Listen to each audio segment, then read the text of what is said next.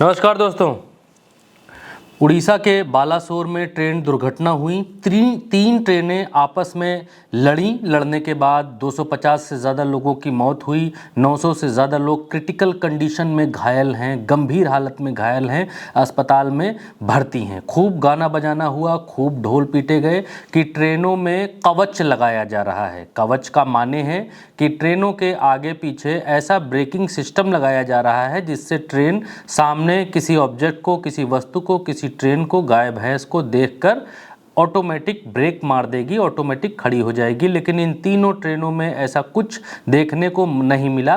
कवच जरूर दिखा, भारतवर्ष को कवच दिखाई दिया। ब्रजभूषण सिंह के ऊपर पहना हुआ प्रधानमंत्री जी का कवच दिखाई दिया, लेकिन ट्रेनों के ऊपर कोई कवच दिखाई नहीं दिया। अगर दिखाई देता तो तीन ट्रेनें आपस में नहीं लड़ती और इस समय का, पिछले 20 वर्षों का सबसे बड़ा, सबसे भीषण, भयंकर ट्रेन हादसा नहीं होता। लेकिन दोस्तों, खबर वो नहीं है। खबर ये है कि प्रधानमंत्री नरेंद्र मोदी जब इस रेल हादसे की जगह पर पहुंचे, खबर यहाँ से शुरू होती है। कांग्रेस का ये ट्वीट है। खबर इस कांग्रेस के ट्वीट से शुरू होती है। कांग्रेस लिखती है, मिस्टर प्रधानमंत्री की ये 2 तस्वीरें आज की हैं। आपदा विपदा कुछ भी हो, परिधान पर प्रभाव नहीं पड़ना चाहिए।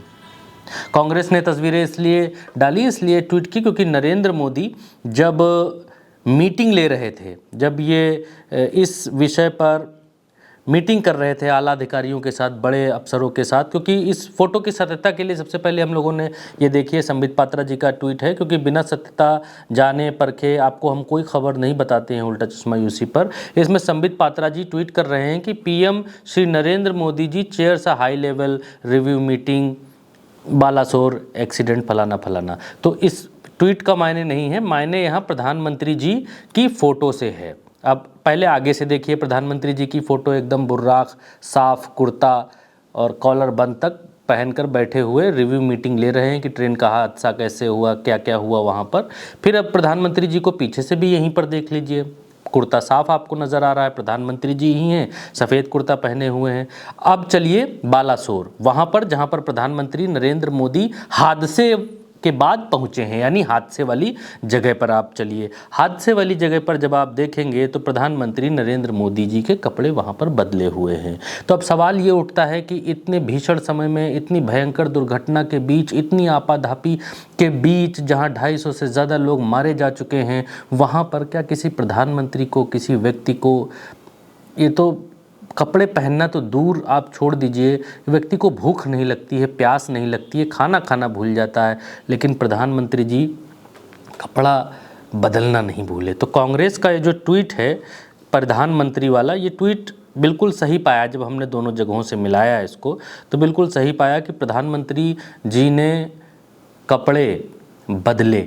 दिल्ली में दूसरे कपड़ों में थे, दिल्ली के बाद वो जब घटना स्थल पर पहुंचे तो उनके कपड़े दूसरे थे, लेकिन जब हमने इसको कायदे से देखा तो ये पता चला कि प्रधानमंत्री जी ने अपना कुर्ता और पजामा नहीं बदला है, उसके ऊपर कोटी पहनी है। कुर्ता वहाँ भी सफ़ेद था, कुर्ता यहाँ भी सफ़ेद है, पजामा वहाँ भी सफ़ेद था, पजामा यहाँ भी सफ़ेद है, लेकिन उसके ऊपर कोटी चढ़ाई है। लेकिन कोटी चढ़ाने में भी दोस्तों, जब इतनी घर में इतना मातम पसरा हो, लाशें बिछी हुई हों, तो किसी को कोटी पहनना याद रहा, ये अपने आप में बहुत बड़ी बात है कि वहाँ चल रहे हैं तो कोटी पहन लेनी चाहिए ऊपर से।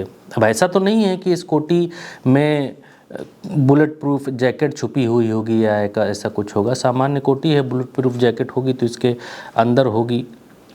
खैर जो भी है, जिस देश में लाशों को ढकने के लिए कपड़े नहीं जुड़ रहे हैं आज घटना स्थल वाली जगह पर बालासोर में, वहाँ प्रधानमंत्री जी कपड़े बदल कर जा रहे हैं, तो आश्चर्य तो होता ही है।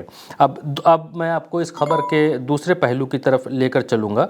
इस खबर का दूसरा पहलू है इस देश के रेल मंत्री अश्विनी वैष्णव।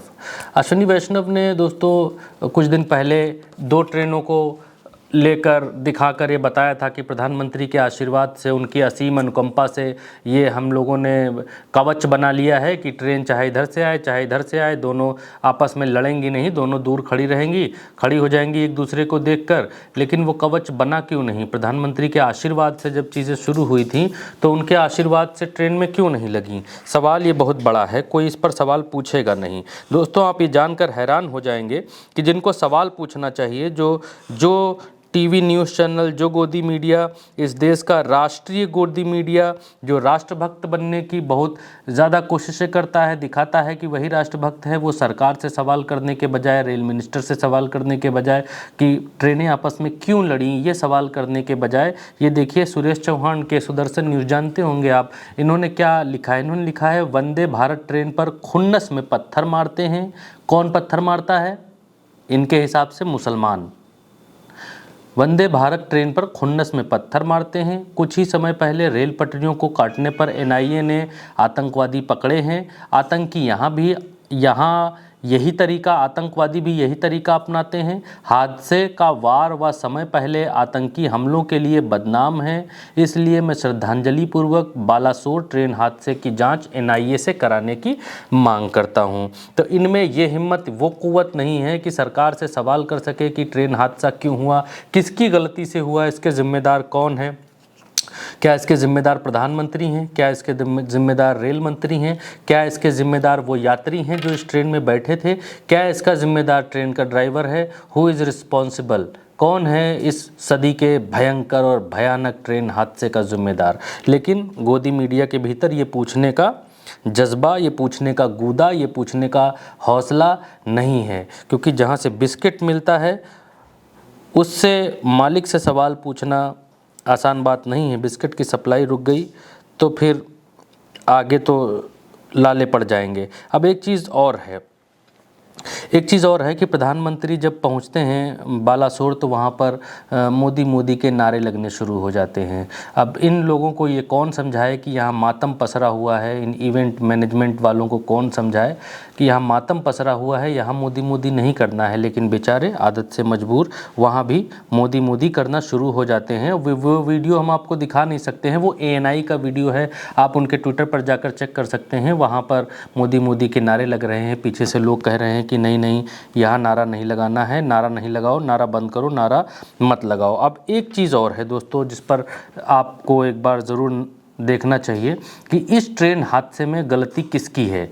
तो दोस्तों, इस ट्रेन हादसे के लिए किसी का गलती का कोई स्कोप दिखाई नहीं दे रहा है। न प्रधानमंत्री जिम्मेदार हैं, न रेल मंत्री जिम्मेदार हैं, न रेल विभाग जिम्मेदार है। अब इस हादसे में स्कोप सिर्फ एक ही व्यक्ति का बचता है, वो है नेहरू। तो जगह देखते हुए उनको गलती के लिए कहीं ना कहीं एडजस्ट किया जा सकता है। और दूसरी बात और कि वो समय दोस्तों अब नहीं रहा कि जिस समय कोई रेल हादसा होने पर, बड़ी दुर्घटना हो जाने के बाद मंत्रियों के सीने भारी हो जाया करते थे, उनका समय नहीं कटता था, दिन नहीं कटता था, उनके ऊपर लगता था कि हमारी कहीं ना कहीं तो गलती है ही है कि 250-300 आदमी के करीब मारा गया है और हम उस डिपार्टमेंट के हेड हैं, हम उस डिपार्टमेंट को संभाल रहे हैं।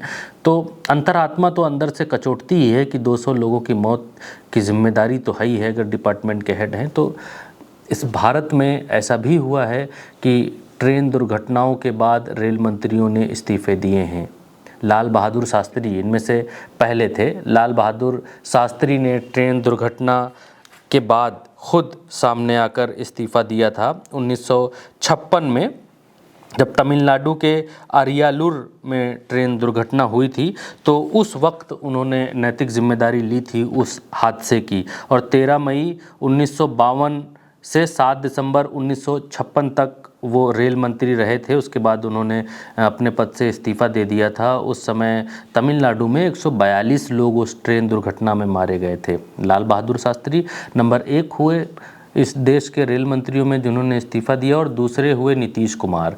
नीतीश कुमार भी जब भारत में रेल मंत्रालय के मंत्री हुआ करते थे तो उस समय उन्होंने इस्तीफ़ा दिया था, क्योंकि उनके समय में भी एक ट्रेन दुर्घटना हुई थी और उस ट्रेन दुर्घटना में 290 लोगों की जान गई थी। वो 28वें रेल मंत्री थे नीतीश कुमार उस समय, और 1999 में उन्होंने इस्तीफ़ा दे दिया था क्योंकि असम में गैसल के पास एक ट्रेन दुर्घटनाग्रस्त हो गई थी जिसमें 290 लोग मर गए थे। भारत के इतिहास में ट्रेन दुर्घटनाएं बड़ी बड़ी हुई हैं। बिहार में एक चलती ट्रेन ही पुल से जंप लगाकर नदी में चली गई थी, ट्रेन में बहुत सारे लोग मारे गए थे।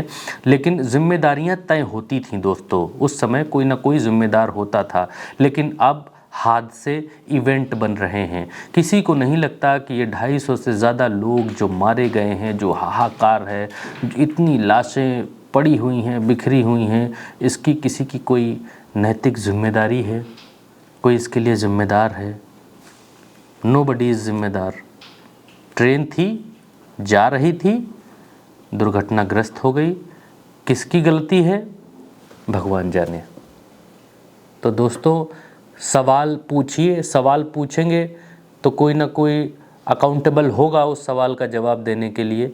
लेकिन जब आप सवाल नहीं पूछेंगे, जब आप अपनी तरफ से अंधभक्त में कन्वर्ट हो जाएंगे, जब आप अपनी तरफ से ये मान बैठेंगे कि जो है वो सही है, तो फिर कोई जिम्मेदारी नहीं लेगा, और लेनी भी नहीं चाहिए।